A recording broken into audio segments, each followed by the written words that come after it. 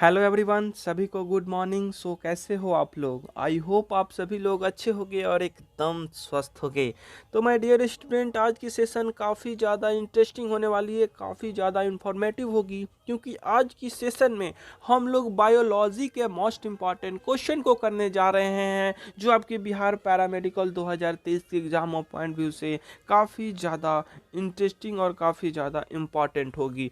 तो my dear student, आज की सेशन को हम लोग करते हैं स्टार्ट। तो सेशन को स्टार्ट करने से पहले आप सभी प्यारे विद्यार्थियों से एक छोटी सी रिक्वेस्ट है, यदि आप लोग इस चैनल पे नए हो, पहली बार हो, तो इस चैनल को सब्सक्राइब कर लीजिए एंड बेल आइकन को हिट कीजिए। चलिए प्रश्नों की ओर मूव करेंगे बच्चों। तो पहला क्वेश्चन आ चुकी है आपके स्क्रीन पे।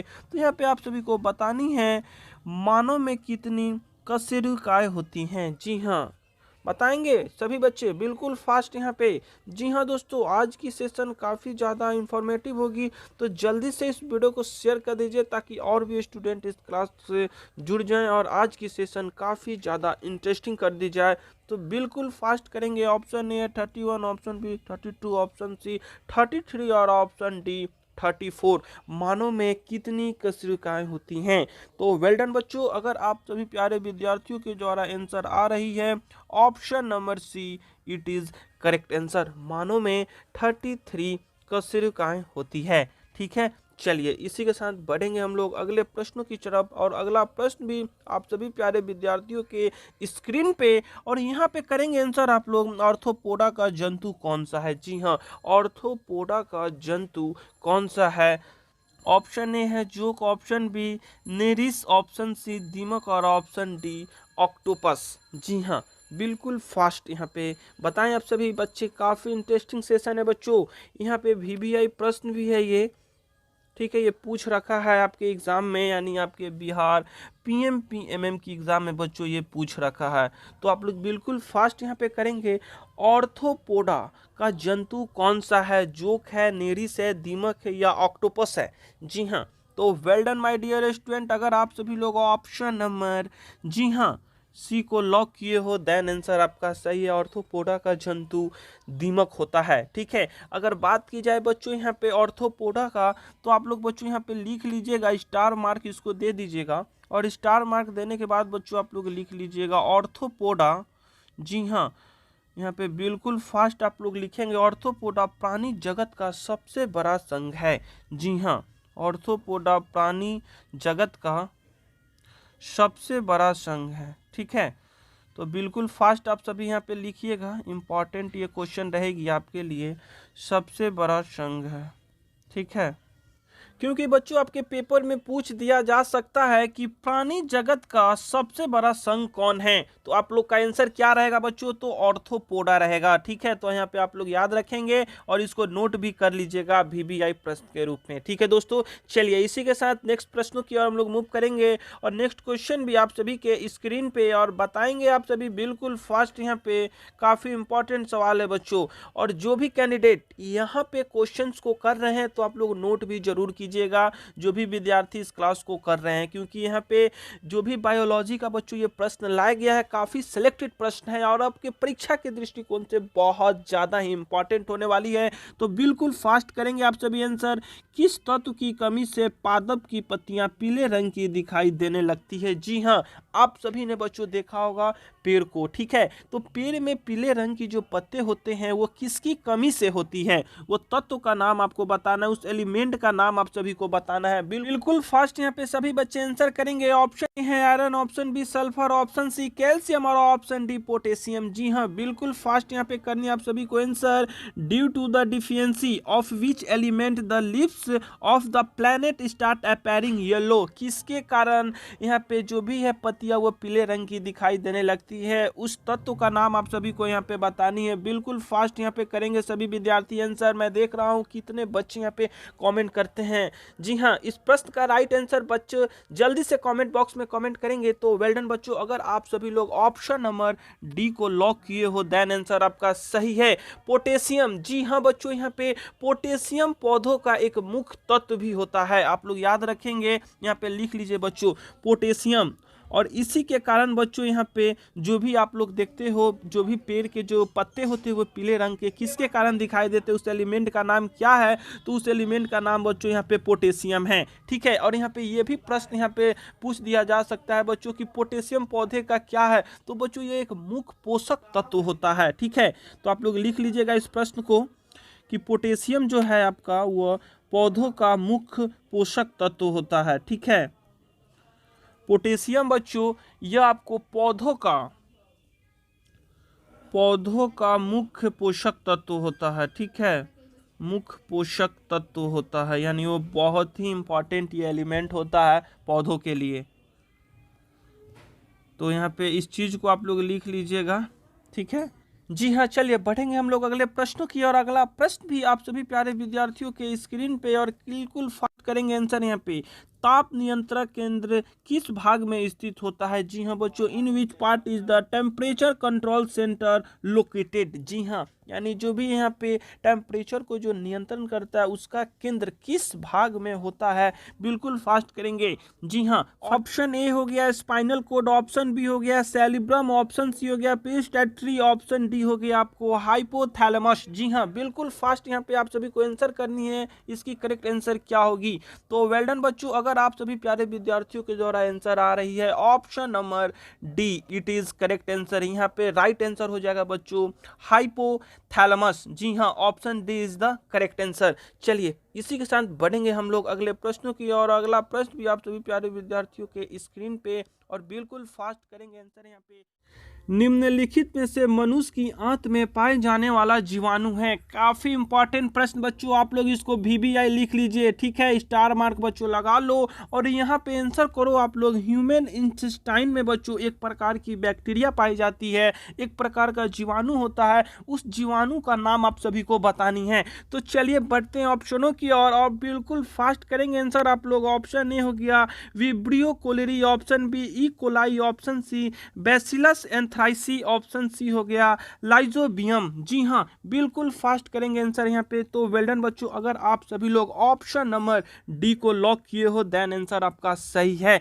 मनुष्य की आंत में पाए जाने वाला जीवाणु का नाम बच्चों लाइजोबियम है। ठीक है, अगर यहाँ पे आपसे पूछ दिया जाएगा बच्चों कि लाइजोबियम के समूह को क्या कहा जाता है, मीन्स इस जीवाणु के समूह को क्या कहा जाता है, तो आप लोग लिख लो बच्चों यहाँ पे जो ये बच्चों इन जीवाणुओं के समूहों को क्या कहा जाता है, आप लोग बिल्कुल फास्ट लिख लेंगे माइक्रोफ्लोरा। ठीक है, काफी इंपॉर्टेंट ये प्रश्न यहाँ पे रहेगा बच्चों, माइक्रोफ्लोरा। ठीक है, आप लोग इस पे स्टार मार्क दे दो और बच्चों इसको नोट कर लीजिए, काफी इंपॉर्टेंट ये प्रश्न रहेगा बच्चों। और यहाँ पे एक छोटी सी इंफॉर्मेशन और कि डेली सुबह के 8 बजे, जी हाँ बच्चों, यानी मॉर्निंग में डेली आपको 8 बजे यहाँ पे लाइव क्लास चलती है। तो आप लोग इस चैनल से भी जरूर जुड़ जाएं, क्योंकि यहाँ पे आपकी एग्जाम की प्रिपरेशन करवाई जाती है और बिहार पैरामेडिकल से रिलेटेड छोटी से छोटी अपडेट यहाँ पे आप सभी को देखने को भी मिलती है। ठीक है दोस्तों, तो यहाँ से आप लोग जरूर जुड़ जाएं। चलिए इसी के साथ हम लोग बढ़ेंगे अगले प्रश्नों की और अगला प्रश्न भी आप सभी प्यारे विद्यार्थियों के स्क्रीन पे, और ये भी काफ़ी इंपॉर्टेंट प्रश्न बच्चों। यहाँ पे आपसे क्या पूछा जा रहा है, तो एलिफेंटेसिस रोग का कारण निम्नलिखित में से कौन सा प्राणी होता है, बताएंगे फटाफट आप लोग बच्चों। यहाँ पे एक डिजीज है जो इसका नाम है बच्चों एलिफेंटेसिस रोग। ठीक है, तो वो किस प्राणी के कारण होता है? ऑप्शन ए हो गया elephantiasis, option B kit, option C protozoa, option D mollusca. जी हाँ बच्चों, यहाँ पे बिल्कुल फास्ट यहाँ पे बतानी है आप सभी को, एलिफेंटेसिस रोग का कारण निम्नलिखित में से कौन सा प्राणी होता है? बिल्कुल फास्ट यहाँ पे करेंगे आंसर बच्चों। तो वेल डन बच्चों, अगर आप सभी लोग, जी हाँ, अगर आप सभी लोग ऑप्शन नंबर सी को लॉक किए देन आंसर आपका सही है। राइट आंसर इसका हो जाएगा बच्चों प्रोटोओजा। ठीक है, और यहाँ पे ये भी जान लो बच्चों, प्रोटोजा के कारण ही बच्चों एलिफेंटेसिस रोग होता है। ठीक है, यहाँ पे आप लोग क्या याद रखोगे बच्चों, तो प्रोटोओजा। ठीक है, अगर बात की जाए बच्चों इस बीमारी को एक और नाम दिया गया है, एक और नाम भी कहते हैं, तो बच्चों इन बीमारी का नाम बच्चों लिख लीजिएगा, ये भी इंपॉर्टेंट है, आपसे क्वेश्चन में एलिफेंटेसिस के बदले में बच्चों लिख देगा फाइलेरिया। जी हाँ बच्चों, तो आप लोग याद रखेंगे बच्चों ये दोनों रोग एक ही होता है और किसके कारण होता है, तो प्रोटोओजा के कारण ही होता है। तो इन बीमारी का एक और नाम है बच्चों, ठीक है, इस बीमारी को फाइलेरिया भी कहते हैं, ठीक है, फाइलेरिया भी कहते हैं। तो आप लोग यहाँ पे लिख लीजिएगा, काफ़ी इंपॉर्टेंट ये प्रश्न है बच्चों। फाइलेरिया भी आपको दे दिया जाए तो आप लोग कंफ्यूज मत होना, ठीक है। इसका राइट आंसर क्या हो जाए, प्रोटोजोआ ही होगा। चलिए इसी के साथ बच्चों बढ़ेंगे हम लोग अगले प्रश्नों की और अगला प्रश्न भी आप सभी प्यारे विद्यार्थियों के स्क्रीन पे, और यहाँ पे बिल्कुल फास्ट करेंगे आंसर। सिट्रस पत्तों पर पीले धब्बे किसकी कमी के कारण होता है? जी हाँ बच्चों, अभी अभी आपको मैं ये प्रश्न बताया था, ठीक है। तो बताएंगे बिल्कुल फास्ट यहाँ पे, सिट्रस पत्तों पर पीले धब्बे किसकी कमी के कारण होता है? ऑप्शन ए हो गया zinc, option B magnesium, option C boron, option D लोहा। बिल्कुल फास्ट करेंगे बच्चों, अभी जस्ट मैंने आपको ये क्वेश्चन बताया था, तो इसका करेक्ट आंसर आप सभी को बतानी है बच्चों। तो वेल डन बच्चों, अगर आप सभी लोग ऑप्शन नंबर बी को लॉक किए, देन आंसर आपका सही है। तो बच्चों सिट्रस पत्तों पर पीले धब्बे किसके कारण होता है? तो यह मैग्नीशियम के कारण बच्चों होता है, ठीक है। तो आप लोग ये प्रश्न याद होगा बच्चों, क्योंकि मैं आपको जस्ट पहले ही बताया था। और इसमें एक पॉइंट आप लोग लिख लेना बच्चों कि मैग्नीशियम की कमी से पत्तियों में पीलापन आ जाता है, जिससे हम लोग, जी हाँ बच्चों, जो हमारा पत्तियां होती है उसमें जो पीलापन आती है, तो उसको एक और नाम हम लोग बोलते हैं बायो में, तो आप लोग ये भी जान लो बच्चों, ठीक है। जो पत्तियों में पीलापन आ जाती है उसको एक और नाम हम लोग बोलते हैं, उसका नाम बच्चों क्या है? तो उसका नाम है बच्चों क्लोरोसिस। जी हाँ, आप लोग लिख लीजिएगा, इसको हम लोग क्या बोलेंगे? क्लोरोसिस। काफ़ी इंपॉर्टेंट ये सभी यहाँ पे प्रश्न आपको बताया जा रहा है बच्चों, काफ़ी वीवीआई प्रश्न है, तो आप लोग संकोच बिना किए हुए आप लोग प्रश्नों को नोट कीजिए और अगले प्रश्नों की ओर मूव करेंगे बच्चों। और यहाँ पे देखिए आपसे पूछा क्या जा रहा है, काफ़ी इंपॉर्टेंट सवाल है, आभासी फल एक उदाहरण है। जी हाँ बच्चों, यहाँ पे an example of virtual fruit के बारे में बात की जा रही है, क्वेश्चन दिया गया है, तो आप लोग बताएंगे कौन सा होगा आभासी फल। ऑप्शन ए हो गया सेब, ऑप्शन बी अमरूद, ऑप्शन सी आम, ऑप्शन डी उपयुक्त में से कोई नहीं। जी हाँ, बिल्कुल फास्ट यहाँ पे बताएंगे आप सभी बच्चे। तो वेल डन बच्चों, अगर आप सभी लोग ऑप्शन नंबर ए को लॉक किए, देन आंसर आपका सही। आभासी फल कौन सा हो जाएगा? तो एप्पल हो जाएगा बच्चों, ठीक है। चलिए इसी के साथ बढ़ेंगे हम लोग अगले प्रश्नों की और अगला प्रश्न भी आप सभी प्यारे विद्यार्थियों के स्क्रीन पे, और फटाफट करेंगे आंसर आप लोग। किस पादप को शाकीय भारतीय डॉक्टर कहते हैं? वीवीआई बच्चों लगा लो, ठीक है। शाकीय भारतीय डॉक्टर किस पादप को कहा जाता है? बिल्कुल फास्ट यहाँ पे करेंगे। Which plant is called herbal Indian doctor? जी हाँ, ऑप्शन ए हो गया amla, option B aam, option C neem, option D tulsi. बिल्कुल फास्ट यहाँ पे करेंगे आंसर। यहाँ पे हर्बल इंडियन डॉक्टर कौन कहलाएंगे, उसका नाम क्या है? बिल्कुल फास्ट करेंगे आप लोग। तो वेल डन बच्चों, अगर आप सभी लोग ऑप्शन नंबर ए को सेलेक्ट किए, देन आंसर आपका सही है, आंवला इज द करेक्ट आंसर आपका हो जाएगा, ठीक है बच्चों। चलिए इसी के साथ बढ़ेंगे अगले प्रश्नों की ओर, और अगला प्रश्न भी आप सभी प्यारे विद्यार्थियों के स्क्रीन पे, और यहाँ पे बिल्कुल फास्ट आप सभी को बतानी है। तो क्या बताओगे आप लोग कि मानव शरीर में सबसे छोटी अंतःस्रावी ग्रंथि निम्नलिखित में से कौन सी है? जी हाँ दोस्तों, बिल्कुल फास्ट यहाँ पे आप लोग करेंगे आंसर। Smallest endocrine gland. जी हाँ, ह्यूमन बॉडी में सबसे छोटी अंतःस्रावी कौन सी होती है? ऑप्शन ए है बच्चों अधिवृक्क, ऑप्शन बी अवटु ग्रंथि, ऑप्शन सी प्यूसु, और ऑप्शन डी अंगनाशय। जी हाँ दोस्तों, बिल्कुल फास्ट करेंगे आंसर आप लोग। तो वेल डन बच्चों, अगर आप सभी लोग ऑप्शन नंबर सी को लॉक किए, देन आंसर आपका सी। स्मॉलेस्ट एंडोक्राइन ग्लैंड बच्चों मानव शरीर में, उसका नाम बच्चों प्यूसु होता है। जी हाँ, चलिए इसी के साथ हम लोग बढ़ेंगे अगले प्रश्नों की, और अगला प्रश्न भी आप सभी प्यारे विद्यार्थियों के स्क्रीन पे, और यहाँ पे बिल्कुल फास्ट करेंगे आंसर। आज की सेशन काफ़ी इंपॉर्टेंट कर दी जाएगी बच्चों, तो इस वीडियो को आप लोग शेयर कर दीजिए दोस्तों, और एक लाइक दे दीजिए। आपके एक लाइक से बहुत ज़्यादा मोटिवेटेड फील होता हूँ। और इसी के साथ बच्चों आपको बतानी है जन्म के बाद, जी हाँ दोस्तों, जन्म के बाद मानव के किस ऊतक में कोई कोशिका विभाजन नहीं होता है? जी हाँ, काफ़ी इंपॉर्टेंट सवाल, और यहाँ पे बताएंगे आप लोग बिल्कुल फास्ट आंसर इसका। ऑप्शन ए हो गया कंकाल, ऑप्शन बी तंत्रिका, ऑप्शन सी संयोजी, ऑप्शन डी जनन। जी हाँ दोस्तों, तो आप लोग बताएंगे बिल्कुल फास्ट यहाँ पे मानव के किस ऊतक में कोई कोशिका विभाजन नहीं होता है? तो वेल डन बच्चों, अगर आप सभी लोग ऑप्शन नंबर, जी हाँ, ऑप्शन नंबर बी को लॉक किए, देन आंसर आपका सही है, वो हो जाएगा बच्चों तंत्रिका कोशिका। जी हाँ, तो आप लोग याद रखेंगे बच्चों कौन सा? तो option B is the correct answer, तंत्रिका इज द राइट आंसर आपका यहाँ पे हो जाएगा। चलिए इसी के साथ बढ़ेंगे हम लोग अगले प्रश्न की और अगला प्रश्न भी आप सभी प्यारे विद्यार्थियों के स्क्रीन पे, और निम्नलिखित में से कौन सा नियतापी प्राणी है। जी हाँ दोस्तों, बिल्कुल फास्ट बतानी यहाँ पे, थर्मोफिलिक एनिमल कौन सी होगी इसमें से। ऑप्शन ए है बच्चों whale, option B whale shark, option C एलाइटिस, ऑप्शन डी हो गया डेको। जी हाँ, बिल्कुल फास्ट करेंगे आंसर। यहाँ पे काफी इंपॉर्टेंट सेशन और काफी इंपॉर्टेंट क्वेश्चन भी है आपके स्क्रीन पे, तो फटाफट करेंगे आप सभी विद्यार्थी आंसर। तो वेल डन बच्चों, अगर आप सभी लोग ऑप्शन नंबर ए को लॉक किए हो देन आंसर आपका सही है। यहाँ पे थर्मोफिलिक एनिमल बच्चों हेल हो जाएगी। ठीक है, तो option A is the correct answer. ठीक है, चलिए इसी के साथ बढ़ेंगे हम लोग अगले प्रश्न की और अगला प्रश्न भी आप सभी प्यारे विद्यार्थियों के स्क्रीन पे है, और ये भी बहुत ही ज़्यादा वीवीआई प्रश्न है बच्चों। इसमें पूछी जा रही है कौन सा सबसे छोटा ऐसा सूक्ष्म जीव है जो स्वतः वृद्धि तथा जनन की क्षमता रखता है। जी हाँ दोस्तों, काफ़ी इंपॉर्टेंट ये प्रश्न है बच्चों। इसमें आपसे पूछी जा रही है ऐसा कौन सा सबसे छोटा सूक्ष्म जीव है जो वह बढ़ने की क्षमता स्वयं रखता है। जी हाँ बच्चों, यानी ग्रो के साथ साथ वह रिप्रोड्यूस का भी वह क्षमता रखता है, जनन का भी वह क्षमता रखता है। बताएंगे आप सभी प्यारे विद्यार्थी इसका करेक्ट आंसर क्या होगा। ऑप्शन ए हो गया दोस्तों virus, option B viroid, option C microplasma और ऑप्शन डी इनमें से कोई नहीं। जी हाँ दोस्तों, बिल्कुल फास्ट आप सभी के द्वारा आंसर आनी चाहिए।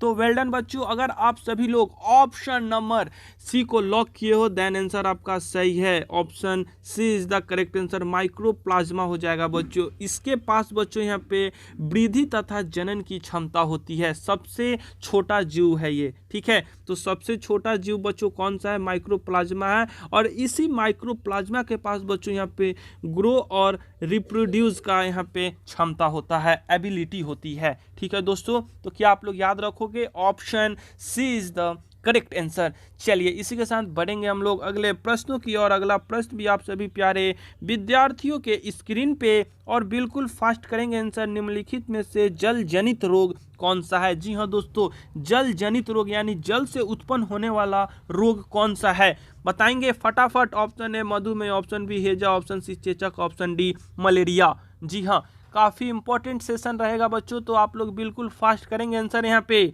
तो वेल डन बच्चों, अगर आप सभी लोग ऑप्शन नंबर बी को लॉक किए हो देन आंसर आपका सही है। हैजा जीवाणु से होने वाला एक जल जनित रोग है। ठीक है, तो आप लोग याद रखोगे जल से जो उत्पन्न होने वाला रोग होता है वो कौन सा होता है, तो हैजा होता है। ठीक है, चलिए इसी के साथ अगर आपसे पूछ दिया जाएगा बच्चों कि डीएनए के क्रियात्मक खंड को क्या कहते हैं। जी हाँ दोस्तों, काफ़ी इंपॉर्टेंट सेशन है, और इसी के साथ ये प्रश्न का आंसर भी आप लोग दोगे कि डीएनए के क्रियात्मक खंड को क्या कहा जाता है। क्रियात्मक खंड को बिल्कुल फास्ट करेंगे आंसर यहाँ पे, क्रियात्मक खंड को क्या कहते हैं, फटाफट बताएंगे बच्चों, बिल्कुल फास्ट करेंगे आंसर आप लोग। तो क्रियात्मक खंड को बच्चों यहाँ पे क्या कहते हैं, तो आप लोग जान लो बच्चों, उसे हम लोग जीन कहते हैं।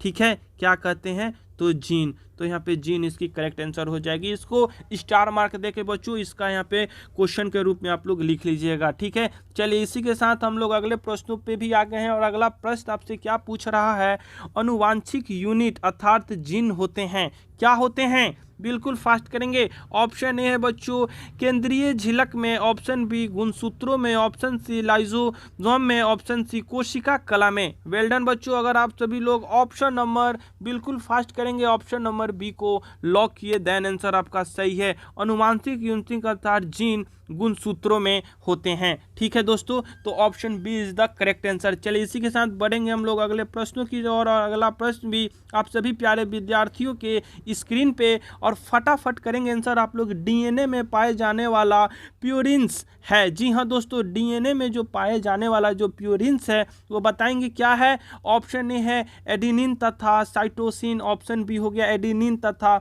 अग्वाइनिन, ऑप्शन सी थाइमिन तथा साइटोसिन, और ऑप्शन डी हो गया एडेनिन तथा थाइमिन। वेल डन बच्चों, बताएंगे फटाफट आप लोग इसकी करेक्ट आंसर क्या होगी। तो वेल डन बच्चों, अगर आप सभी लोग ऑप्शन नंबर बी को लॉक किए देन आंसर आपका सही है। अगेन बी आंसर इसकी हो जाएगी बच्चों। ठीक है, यानी डीएनए में जो पाए जाने वाला प्यूरिन्स है वो बच्चों एडेनिन तथा अग्वाइनिन में होते हैं। ठीक है दोस्तों, चलिए इसी के साथ हम लोग बढ़ेंगे अगले प्रश्नों की और अगला प्रश्न भी आप सभी प्यारे दोस्तों के स्क्रीन पे और यहाँ पे आप लोग बिल्कुल फास्ट करेंगे आंसर। यहाँ पे काफ़ी इंपॉर्टेंट ये क्वेश्चन है बच्चों, भोजन का ऊर्जा में परिवर्तन कोशिका के किस भाग में होता है? जी हाँ दोस्तों, in which part of the cell does the conversion of food into energy take place? जी हाँ बताएंगे बिल्कुल फास्ट। यहाँ पे भोजन का ऊर्जा में परिवर्तन कोशिका के किस भाग में होता है?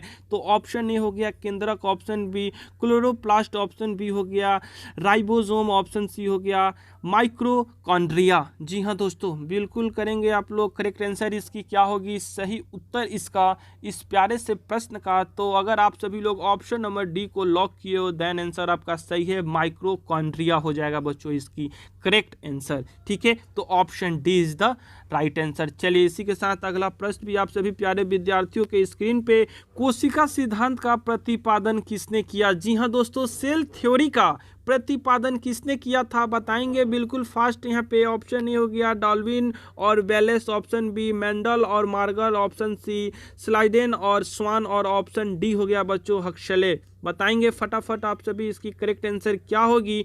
तो वेल डन बच्चों, अगर आप सभी लोग ऑप्शन नंबर सी को लॉक किए हो देन आंसर आपका सही है। फाउंडेंट बच्चों कौन किए थे सेल थ्योरी का? तो स्लाइडेन और स्वान ने किए थे। ये दोनों वैज्ञानिक थे, ये दोनों वैज्ञानिक के द्वारा यहाँ पे कोशिका सिद्धांत का प्रतिपादन किया गया था दोस्तों। ठीक है, तो आप सब ने पढ़ा होगा इसके बारे में, तो आंसर आप लोग दे दिए होंगे। ठीक, तो चलिए माय डियर स्टूडेंट इसी के साथ बढ़ेंगे हम लोग नेक्स्ट क्वेश्चन की और नेक्स्ट क्वेश्चन भी आप सभी प्यारे विद्यार्थियों के स्क्रीन पे, और इसमें पूछी जा रही है हरगोविंद खुराना को किस खोज के लिए नोबेल पुरस्कार से पुरस्कृत किया गया था? जी हाँ दोस्तों, नोबेल प्राइज की बात की जा रही है तो हरगोविंद खुराना यह एक वैज्ञानिक थे, इनको किस लिए यहाँ पे नोबेल पुरस्कार से पुरस्कृत किया गया, तो वो किसकी खोज किए थे? ऑप्शन की ओर हम लोग बढ़ेंगे तो ऑप्शन आपकी क्या है? ऑप्शन ए है अनुवांशिक code, option B hormone, option C immunology, option D हो गया जीन संश्लेषण। जी हाँ दोस्तों बिल्कुल करेंगे फास्ट आप सभी। तो वेल डन बच्चों, अगर आप सभी लोग ऑप्शन नंबर ए को लॉक किए हो देन आंसर आपका सही है, अनुवांशिक कोड की यहाँ पे इन्होंने खोज किया था, इसलिए बच्चों इनको यहाँ पे नोबेल पुरस्कार से पुरस्कृत की गई थी। ठीक है, और यह भारतीय मूल के अमेरिकी वैज्ञानिक थे बच्चों। ठीक है, ये भारतीय के रहने वाले थे बट ये अमेरिकी वैज्ञानिक थे, और इनके द्वारा बच्चों यहाँ पे जेनेटिक कोड का पता लगाया गया था। जी हाँ दोस्तों, इनको जो भी नोबेल पुरस्कार से पुरस्कृत किया गया था तो इनको बच्चों यहाँ पे 1968 ईस्वी में दी गई थी नोबेल पुरस्कार। ठीक है ना, चलिए तो यहाँ पे आप लोग नोट कर लीजिएगा, ये इंपॉर्टेंट पॉइंट को लिख लीजिएगा। इसी के साथ अब हम लोग बढ़ेंगे अगले प्रश्नों की, और अगला प्रश्न भी आप सभी के स्क्रीन पे, और यहाँ पे बताएंगे आप लोग पुष्पों का अध्ययन कहलाता है। जी हाँ दोस्तों, पुष्पों का अध्ययन कहलाता है, क्या कहलाता है? ऑप्शन ए हो गया anthropology, option B agrostology, option C हो गया फिनियोलॉजी और ऑप्शन डी हो गया पालिनोलॉजी। जी हाँ, यहाँ पे बिल्कुल करेक्ट आप लोग आंसर करेंगे, क्या होगी इसकी करेक्ट आंसर? जी हाँ दोस्तों, तो वेल डन बच्चों, अगर आप सभी लोग पुष्पों का अध्ययन यहाँ पे क्या कहलाता है, अगर आप सभी प्यारे विद्यार्थी ऑप्शन नंबर ए को लॉक किए हो एंथ्रोलॉजी को, इट इज़ करेक्ट आंसर यहाँ पे हो जाएगा। ठीक है, option A is the correct answer. ठीक है, अगर आपसे पूछ दिया जाएगा बच्चों कि मधुमक्खी पालन अध्ययन को हम लोग क्या कहते हैं? जी हाँ दोस्तों, मधुमक्खी, बिल्कुल करेक्ट आप लोग आंसर यहाँ पे करेंगे दोस्तों। मधुमक्खी पालन अध्ययन क्या कहलाती है? फटाफट करेंगे आप सभी आंसर यहाँ पे, अध्ययन क्या कहलाती है? तो बच्चों आप लोग जान लो, मधुमक्खी पालन अध्ययन को बच्चों यहाँ पे हम लोग कहते हैं एपीकल्चर। जी हाँ, यहाँ पे आप लोग लिख लीजिएगा एपीकल्चर। उसके बाद अगर आपसे पूछ दिया जाएगा बच्चों कि फलों का अध्ययन क्या कहलाती है? जी हाँ दोस्तों, फलों का अध्ययन, स्टार मार्क बच्चों देकर आप लोग लिख लीजिए, सभी काफ़ी इंपॉर्टेंट यहाँ पे प्रश्न हो जाएगा। फलों का अध्ययन क्या कहलाती है? तो बच्चों फलों का अध्ययन यहाँ पे कहलाती है, क्या कहलाएगी? तो पोमोलॉजी। जी हाँ, लिख लीजिएगा पोमोलॉजी। तो दोस्तों यहाँ पे फलों का अध्ययन क्या कहलाती है? तो पोमोलॉजी कहलाती है। ठीक है, ठीक है ना दोस्तों, तो यहाँ पे जो भी एक्स्ट्रा पॉइंट आपको लिखवाए जाते हैं उसको भी आप लोग यानी हाउ नोट कीजिएगा। और यहाँ पे आप सभी के लिए बच्चों एक बहुत ही प्यारा सा क्वेश्चन, और यहीं पे हम क्वेश्चन को एंड करते हैं। ठीक है, आज आपको 20 क्वेश्चन ही बच्चों करवा रहा हूँ, फिर आएगी जो भी यह हुंकार सीरीज चल रही थी उसमें जो भी 30 क्वेश्चन करवाए जा रहे थे बच्चों वो आएगी। बट यहाँ पे आज बायो में बच्चों हम लोग 20 क्वेश्चन को ही करेंगे, लेकिन ये जो भी क्वेश्चन करवाई गई है आपके लिए बहुत ही ज़्यादा इंपॉर्टेंट होगी, तो आप लोग इसको अच्छे से नोट कीजिएगा दोस्तों। ठीक है, और यहाँ पे आप सभी प्यारे विद्यार्थियों के लिए मैं एक प्यारा सा क्वेश्चन दिए जा रहा हूँ, और इसका आंसर आप लोगों को इस वीडियो के कमेंट सेक्शन में बतानी है। और क्वेश्चन यही रहेगा बच्चों कि केंद्रक का खोज किसने किया था। जी हाँ, जो तो न्यूक्लियस के बारे में आप लोगों ने पढ़ा होगा, तो आप लोग बताएंगे यहाँ पे केंद्रक का खोज किसके द्वारा किया गया था। ठीक है, तो आप लोग बिल्कुल फास्ट इसका आंसर देंगे इस वीडियो के कमेंट सेक्शन में कि केंद्रक का खोज बच्चों किसके द्वारा किया गया था। HW बच्चों। ठीक है, जो होमवर्क के रूप में मैं दे रहा हूं, तो इस वीडियो के कमेंट सेक्शन में इसका करेक्ट आंसर आप लोग दीजिएगा। सो चलिए दोस्तों, आज की वीडियो हम लोग यहीं पे एंड करते हैं, फिर मिलेंगे ऐसे ही इन्फॉर्मेटिव क्लास और ऐसे ही इन्फॉर्मेटिव क्वेश्चनों के साथ एक नेक्स्ट वीडियो में। जब तक के लिए आप सभी प्यारे विद्यार्थी स्वस्थ रहिए, मस्त रहिए। ओके एवरीवन, बाय बाय सभी को।